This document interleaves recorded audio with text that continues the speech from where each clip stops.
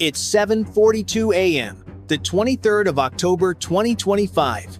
About 65 nautical miles east of Taiwan, a Super Hornet pair on cap suddenly flashes red across the cockpit. A weapons-grade radar lock. Alarms slice the morning calm. Pilots snap heads up, hands tighten on throttles. On the carrier, sailors sprint from mess to battle stations as E-2D and Growler crews light up their consoles.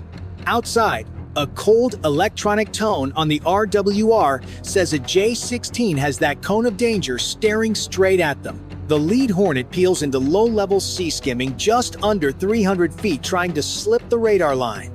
The wingman drops back silent, a second eye poised for a trap. Spray rips from the waves as the jet knifes lower. The tone stays steady, colder, like a metronome counting risk. Somewhere beyond the haze, a gray shape holds fire testing nerve, testing rules.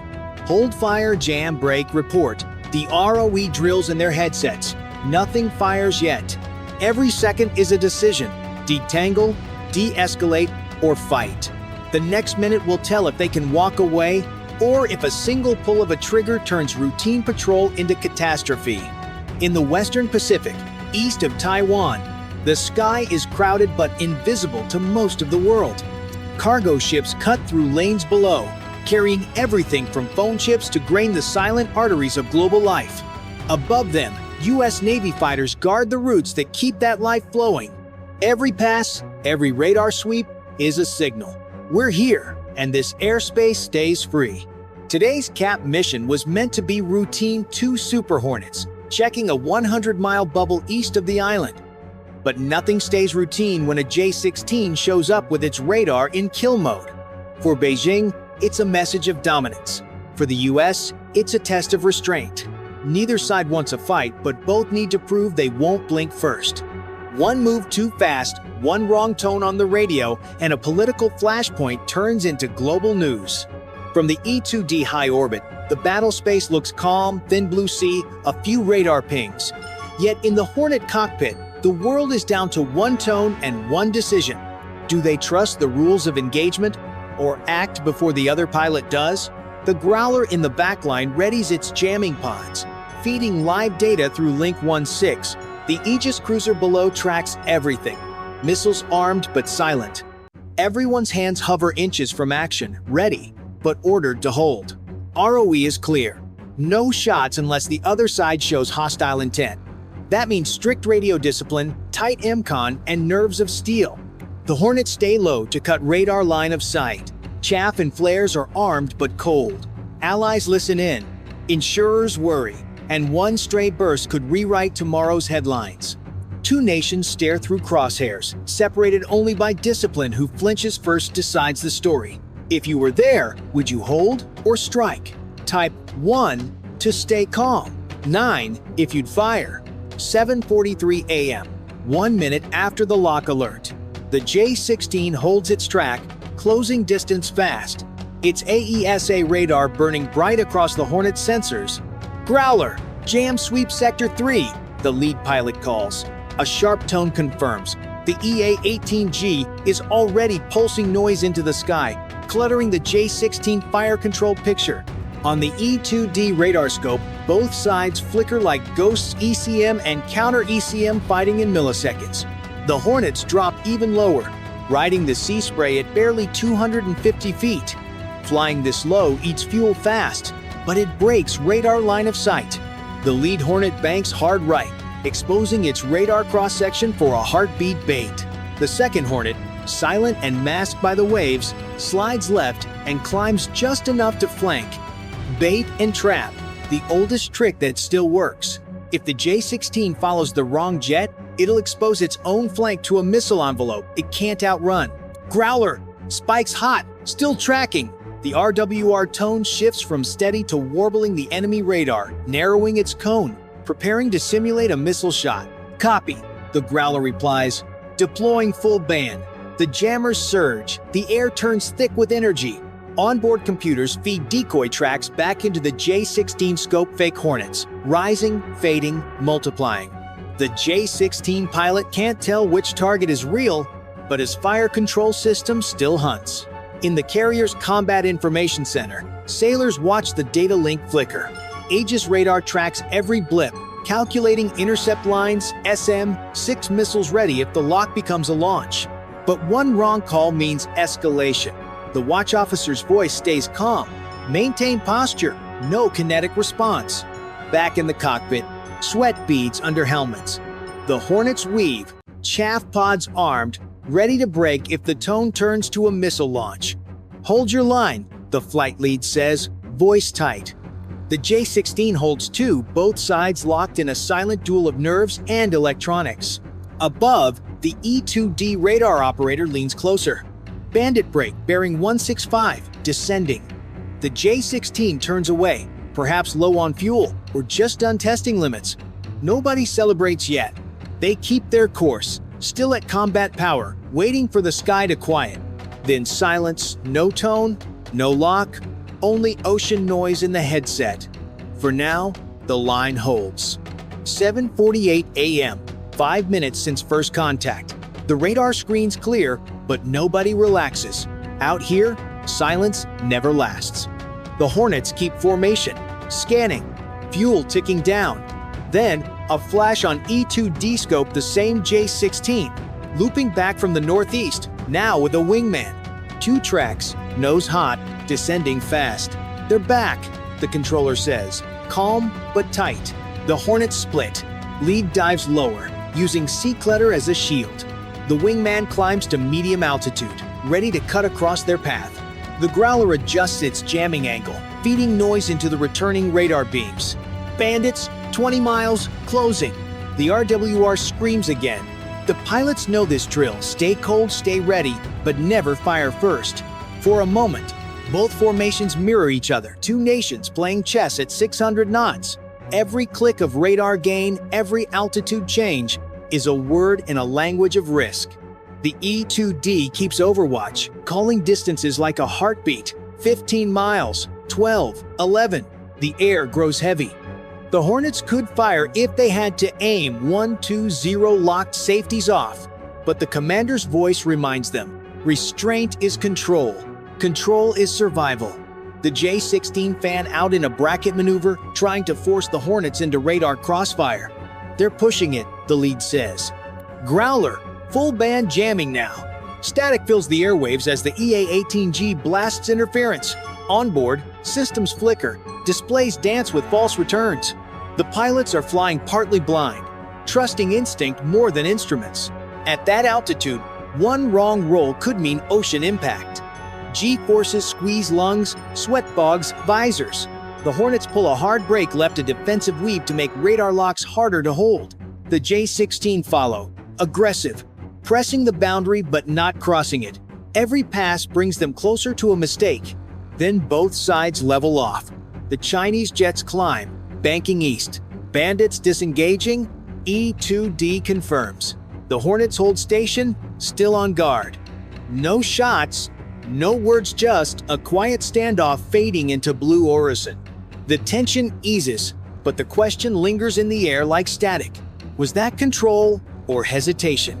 Type 1 if you keep your cool, 9 if you take the fight. 7:54 a.m. The sky seems quiet again. The Hornets steady their flight, fuel low but minds sharp. Then, a sudden flash on the E-2D scope, not 1, but 3 fast movers, skimming low at barely 200 feet. New contacts, bearing 085, range 25 miles. The controller calls. These aren't the same J-16. They're new, faster, and closing hard. Bandits inbound, low-level run, the flight lead says. The radar picture shifts as the newcomers dive beneath the horizon clutter. They're flying sea-skimming profiles, copying the Hornets' earlier maneuver. They learn, the wingman mutters. The Growler banks wide, jamming low-frequency channels. Electronic static floods the ether, but these new tracks keep coming. The J-16 are using terrain-following radar, skipping under the noise. Below, the Aegis cruiser turns its SPY-1 array to a sharper pitch, filters struggling to hold a steady track. Surface clutter, high intermittent lock, the CIC warns.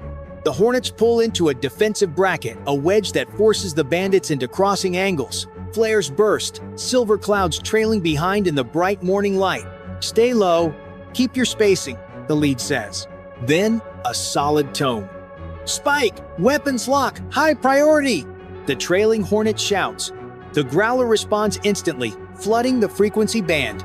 The cockpit flashes, system spike, but the countermeasures bite. Chaff cuts across radar beams, breaking the lock. The Hornet dives, pulling 6 Gs, ocean spray exploding upward. Seconds stretch long. The J-16 hesitate, then bank east, disengaging just as fast as they came. The sky clears, but nobody calls safe. The air feels heavier because this wasn't random. It was rehearsal, a test of what America will show and what it won't. 7:59 a.m. The horizon burns gold with the rising sun, but nobody in the cockpit sees beauty. The Hornets are still low, fuel critical. Every radar sweep from the E-2D feels like the next warning. Then another tone, sharp, hostile, unmistakable. New spike, single J-16, bearing 110, closing fast. This one isn't testing, it's hunting. The J-16 cuts in from altitude, diving through the morning haze at supersonic speed. "Bandit hot, 8 miles, the Growler reports. The Hornets break apart, one climbs, one drops, forcing the attacker to choose. Fox 1 simulated. The J-16 radar lights up a mock missile shot, but close enough to trigger every nerve. Break! Flares! The lead Hornet banks hard, releasing streams of burning magnesium. The other dives through the mist. Radar silent, turning to the Bandit's rear. The Growler floods the band with broadband noise. Even the E-2D scope shakes with static. For 5 endless seconds, it's chaos alarms, flashes, heartbeats, syncing with the RWR tone. Then, silence again.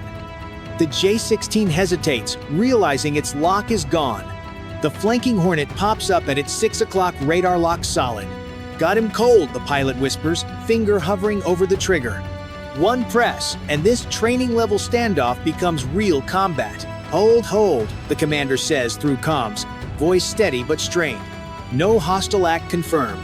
The pilot breathes out, thumb trembling off the button. The J-16 banks away, contrails streaking toward the rising Sunday. The E-2D confirms. Bandit off scope, all clear. The Growler powers down jammers. The Hornet steady. The radio room on the carrier erupts in quiet sighs. For now, restraint wins again. Down below, CIC logs every second. RWR tones, jammer settings, fuel states. Aegis solutions glow green on the consoles. SM6 tubes quiet by design. Nobody wants to be the hand that writes the headline, but the silence that follows feels heavier than gunfire. Both sides know how close it came. One more lock, one more heartbeat, and history would have changed. If you were that pilot, holding a perfect shot as your target fled, what would you do? Type 1 if you'd hold your fire. 9 if you'd take the shot. 8, 10 a.m. The horizon is calm again. The Hornets return to carrier range. Fuel low, silence thick. On the flight deck, crews wait in stillness, eyes fixed on the eastern sky. When the jets finally break the cloud line, their arrival feels heavier than triumph. It feels like relief. Below deck, data flows into reports. Radar logs, jamming cycles, RWR spectrums. Commanders study every second, every tone. The engagement will be labeled non-hostile, but everyone knows how thin that line was. Just one more second of noise, one wrong judgment, and the world's headlines would have been different.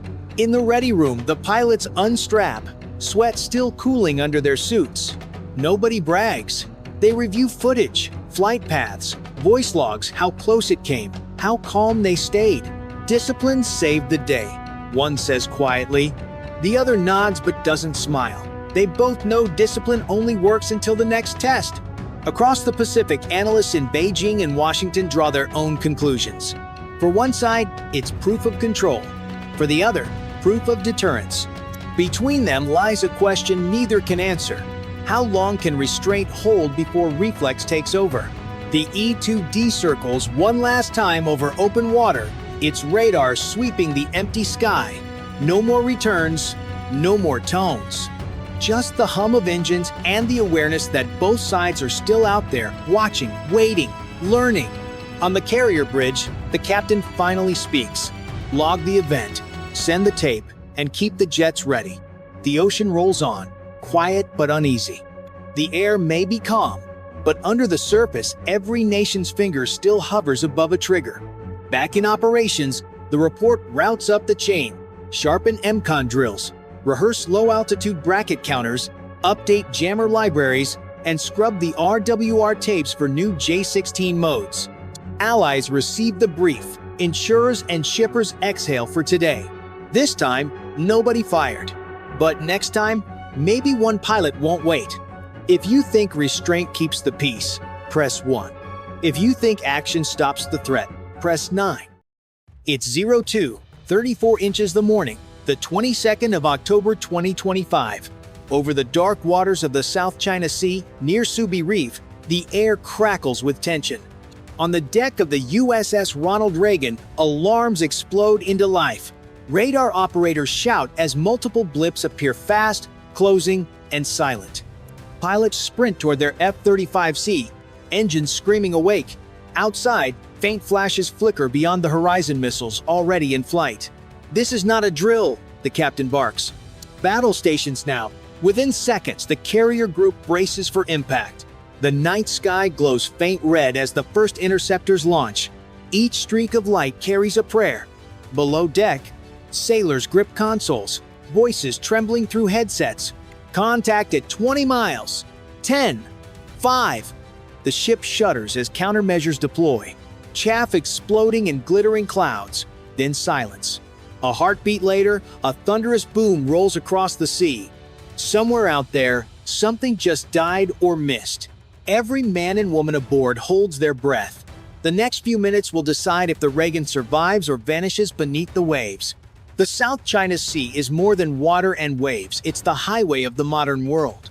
Every day, tankers and cargo ships cross these lanes, carrying the fuel, food, and tech that keep cities alive from Tokyo to Los Angeles. Tonight, the USS Ronald Reagan and her escorts are here to protect that flow. Their mission: keep the sea open, no matter who tries to close it. Across the horizon, China's carrier Shandong powers forward, flanked by destroyers and frigates bristling with missiles. Their decks glow red under combat lighting. The message is simple. This is Beijing's turf now. Both sides know the rule. One wrong radar lock, one flare too close, and peace collapses in seconds.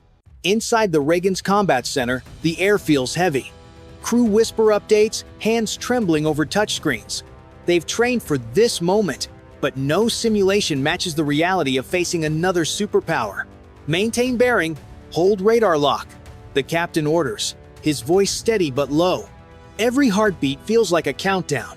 Above, F-35C circle in the clouds, their stealth shapes invisible against the night.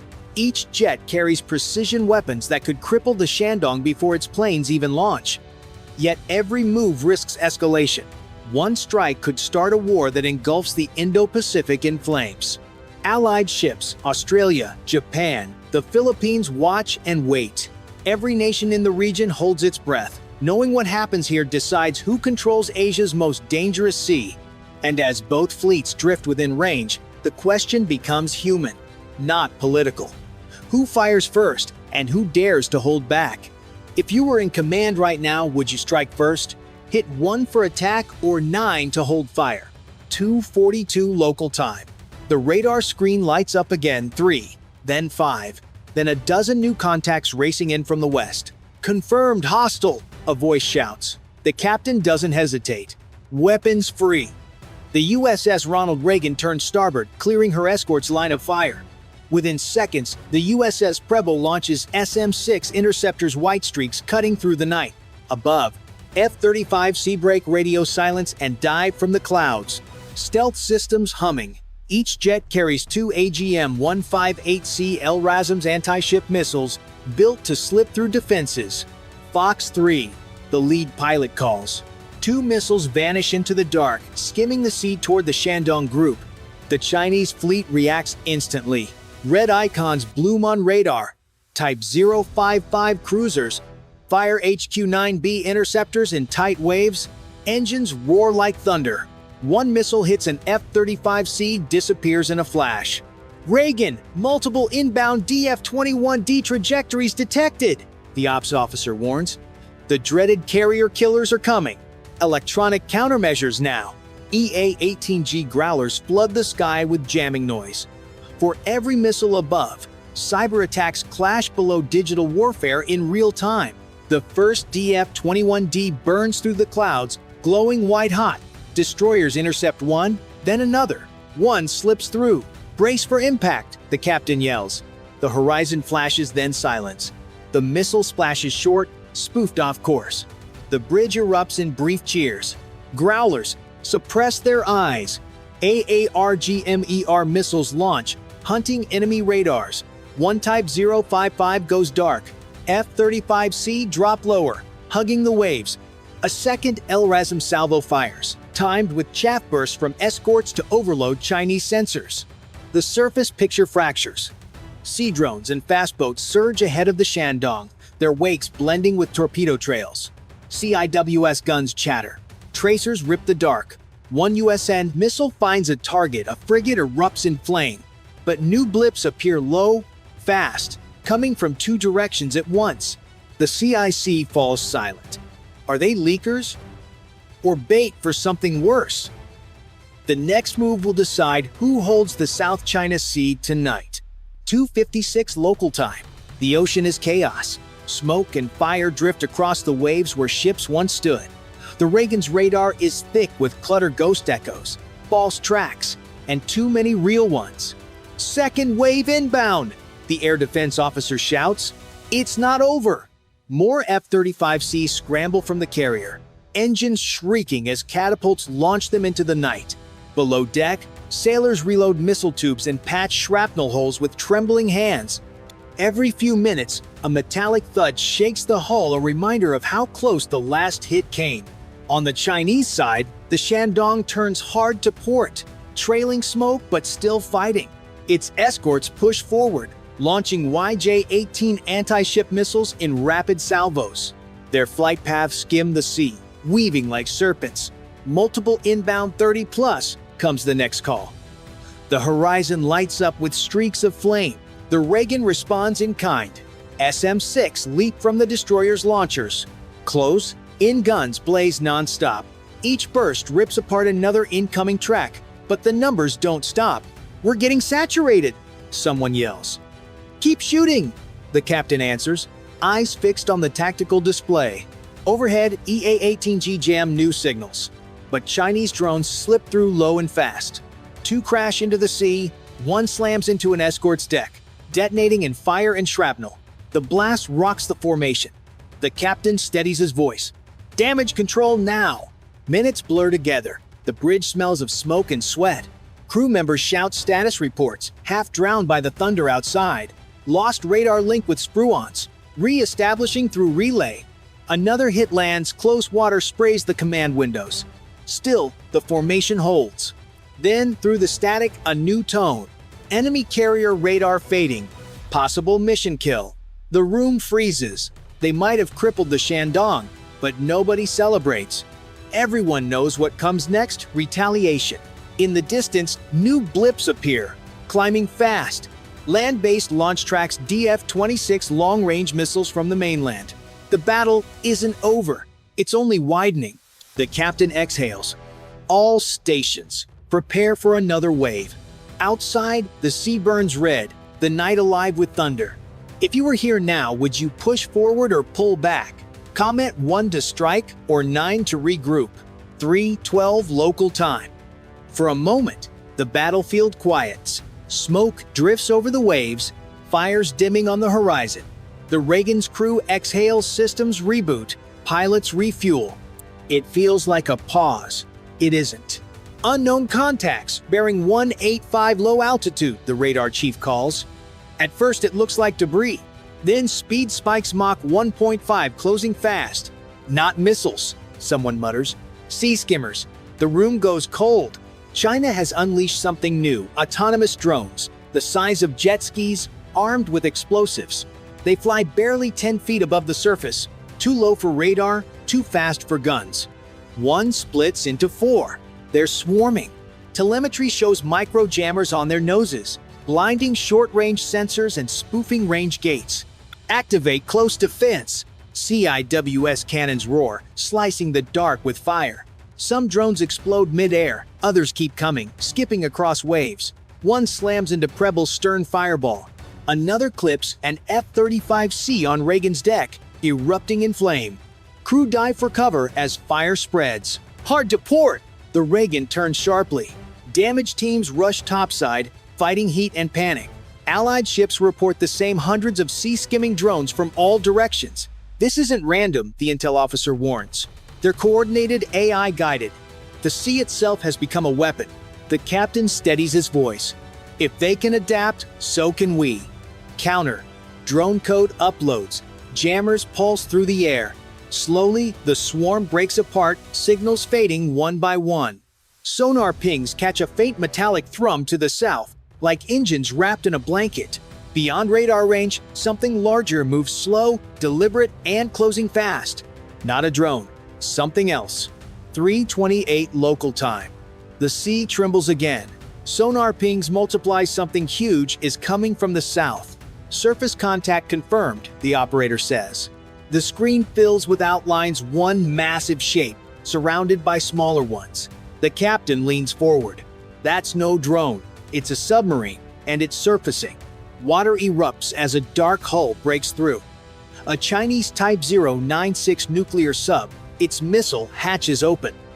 The enemy is bringing ballistic weapons into the fight, an escalation no one expected. We can't let it launch, the XO warns. If it fires, the world changes tonight. Task Force Alpha, engage! The Reagan's escorts pivot to intercept. Torpedoes drop, slicing through the black water. F-35C dive from altitude, locking onto the sub's exposed conning tower. The first LRASM hits near the bow, white spray and fire. The second strikes mid-ship detonation. The ocean lifts in a wall of flame. But even crippled, the submarine fights back. Its escorts Type 052 destroyers fire a final wave of YJ-18 toward the Reagan. The missiles skim the surface, too close to intercept all of them. CIWS, all batteries, fire!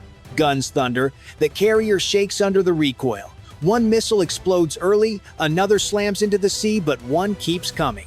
The impact is blinding. A shockwave rips across the deck, hurling sailors to the floor. Alarms wail. Flames rise along the port side. For a moment, no one moves, then training takes over. Seal compartments, keep her afloat, crews shout, rushing through smoke. Above the chaos, the captain grips the console, voice steady. Status on the sub? Sinking, sir. It's done. Relief washes over the bridge. Brief, fragile. Out the window, dawn glows faintly over the horizon. The first light cutting through the smoke. The Reagan floats battered but alive. Around her, burning wrecks mark where the Chinese fleet once stood. The radio crackles with reports, enemy retreating west, transmissions fading. The crew knows. They've won, but only barely. The captain looks across the wreck-strewn sea. War never ends clean, he mutters. It just waits for the next signal. If you stood on this deck at sunrise, would you see victory or warning? Comment 1 for victory or 9 for warning. 4:10 local time. The sea is quiet again. Only drifting smoke and the slow crackle of burning fuel break the silence. The Reagan's deck is scarred, her hull bruised, but she floats. Medics move between stretchers, voices hushed. No cheering, no music, just exhaustion. Status? The captain asks. Main system stable. Flight deck operational. The words sound unreal. Hours ago, survival seemed impossible. Now, somehow, they're still here. The crew gathers on deck as dawn breaks fully, painting the wreckage gold.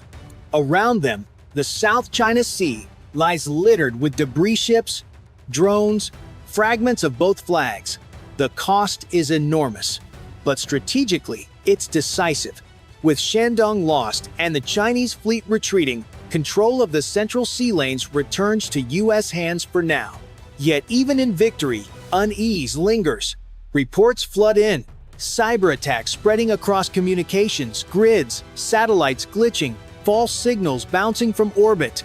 The physical battle is over, but the digital one is still unfolding.